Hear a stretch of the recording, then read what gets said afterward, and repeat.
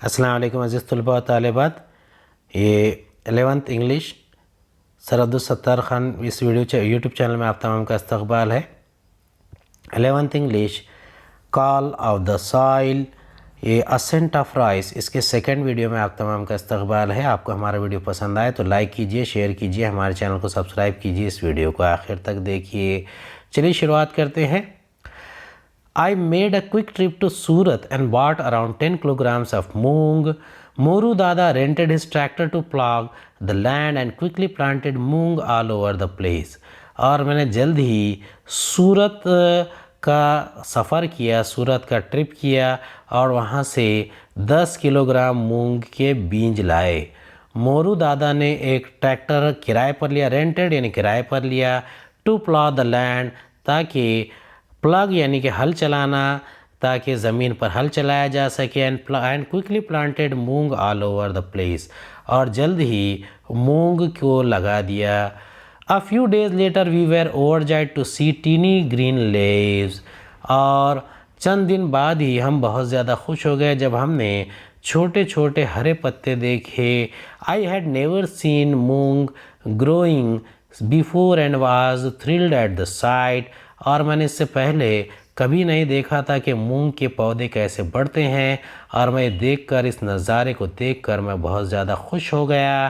It was the same thrill I had felt as a young boy when I saw the first of the hibiscus I had planted Bloom at the railway quarters इन विलेपार्ले इन मुंबई।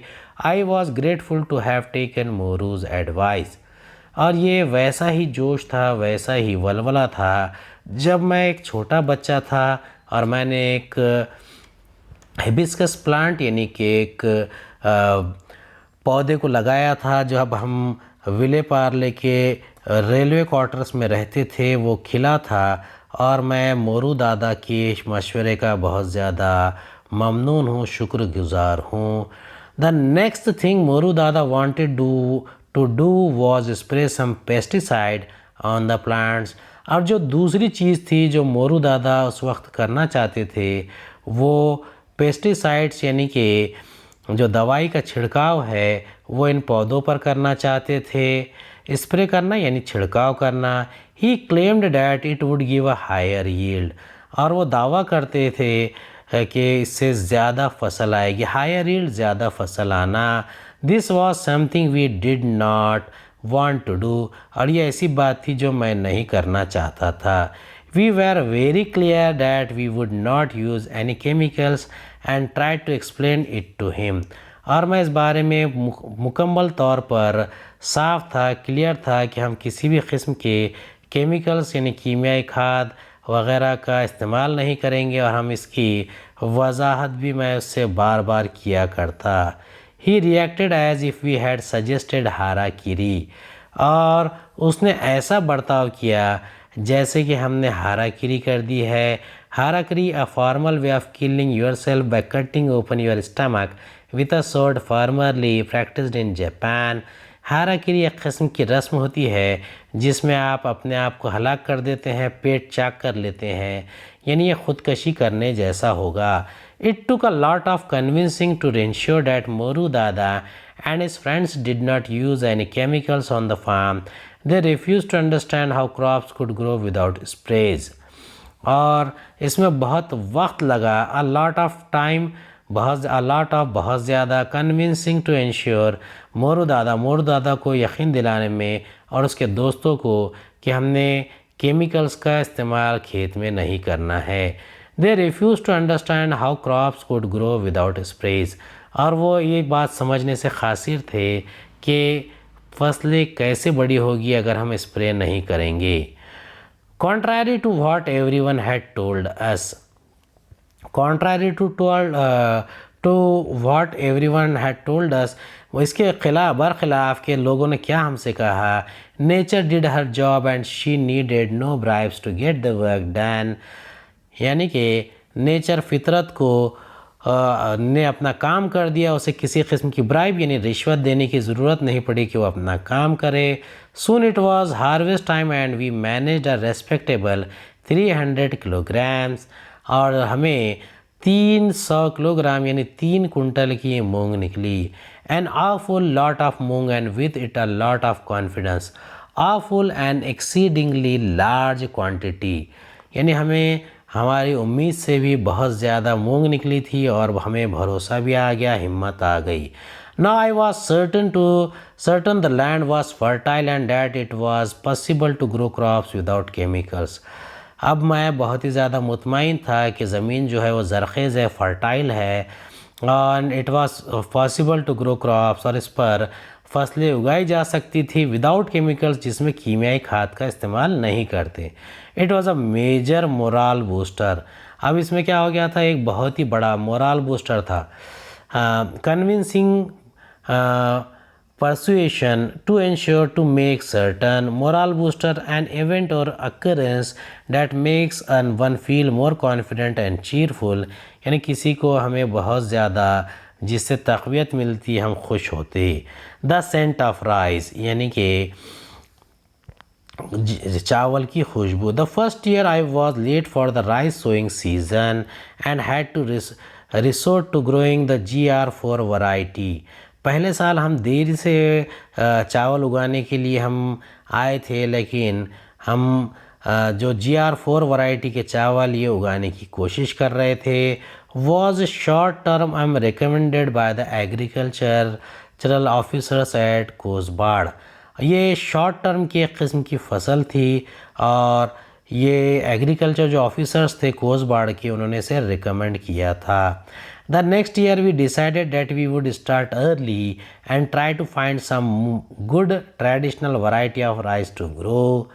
और अगले साल हमने तय किया कि हम जल्दी शुरुआत करेंगे, early and try to find यानी कोशिश करेंगे ढूंढने की some good traditional variety यानी जो ट्रेडिशनल रिवायती कोई बहुत ही अच्छी वैरायटी ऑफ राइस जो होगी उसे बड़ा करने की। We had read about traditional varieties of rice और हमने पढ़ा था traditional rice varieties of rice के बारे में, जो रिवायती किस्में होती है राइस की यानी चावल की, उसे हम कैसे बड़ा कर सकते हैं। We had read about traditional varieties of rice and knew that they did not require very high inputs of fertilisers. और हम जानते थे कि हमें बिल्कुल भी नहीं चाहिए ज़्यादा मकदार में फर्टिलाइज़र्स यानी खाद वगैरह। These varieties were also quite strong and resisted pests। अब ये जो varieties थी ये भी बहुत ही मज़बूत किस्म की थी और ये पेस्ट रेजिस्टेंट थी यानी जिसमें पेस्टिसाइड की ज़रूरत नहीं होती थी और जिसे कीड़े भी नहीं लगते थे। We were sure that it was this type of rice और हमें यकीन था कि ये इस किस्म की चावल है, इस किस्म की फसल है that would grow well in our farm और जो हमारे फार्म में इस वक्त तैयार होगी। Where we did not use any chemicals at all, जहाँ पर हम किसी भी किस्म के केमिकल्स कीमियाई खाद कीमियाई चीज़ों का इस्तेमाल नहीं करेंगे। Our previous years experience and how and low yield had taught us a lesson और हमारे गुज़िश्ता साल का जो तजुर्बा था और जो कम फसल आई थी, लो यील्ड यानी कम फसल आना, प्रीवियस ईयर यानी गुज़िश्ता साल, उसने हमें एक सबक दिया था। And we were sure we would not plant hybrids this year और हमें यकीन था कि हम इस साल हाइब्रिड किस्म की फसल नहीं उगाएंगे। हाइब्रिड यानी कि जो मखलूत किस्म की फसल होती है। इन अप्रैल 2005 अप्रैल 2005 में we started to look for a good variety of traditional rice. हमने शुरुआत कर दी थी कि हमें एक बेहतर किस्म की राइस यानी फसल का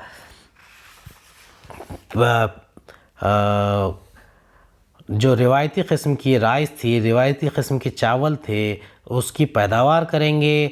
it was one of our neighbours in the village a businessman from Mumbai who owned land who suggested that we plant a local scented variety of rice। एक ताजिर थे, एक बिजनेसमैन थे जो मुंबई से आते थे, उन्होंने वहाँ पर ज़मीन ख़रीदी थी और उन्होंने कहा कि जो मुकामी लोकल सेंटेड मुकामी खुशबू की एक वैरायटी होती है चावल की, उसे उगाना चाहिए क्योंकि वही यहाँ पर बेहतर तरीके से आ सकती है। Most of the farmers in and around the village of Pet had switched over to hybrids. बहुत सारे जो किसान हैं उस गांव के में पेट में और उसके आजू बाजू के गांव के, उन्होंने हाइब्रिड फसलें उगाना शुरू कर दी थी। The younger generation of farmers thought I was crazy to ask for the desi variety. और जो नौजवान जनरेशन थी वो उन्हें बहुत ही अजीब लग रहा था कि हम देसी किस्म की फसलें उगा रहे हैं, as they called it. My regular visits to the villages around searching for a good traditional variety also did not yield any results and we were almost giving up hope.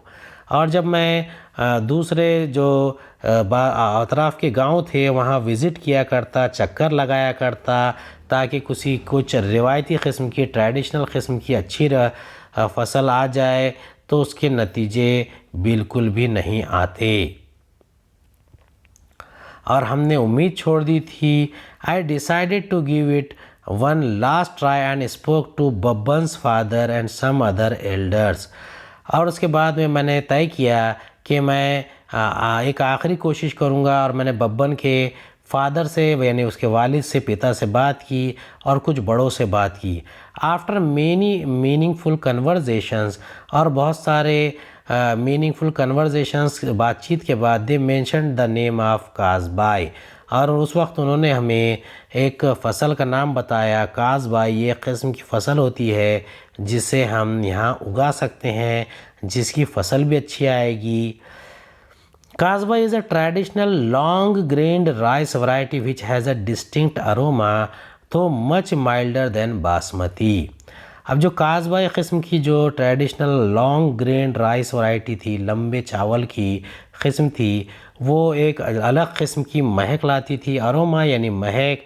दो मच माइल्डर देन बासमती, ये बासमती भी एक किस्म के चावल होते हैं, उससे थोड़ी नरम होती थी।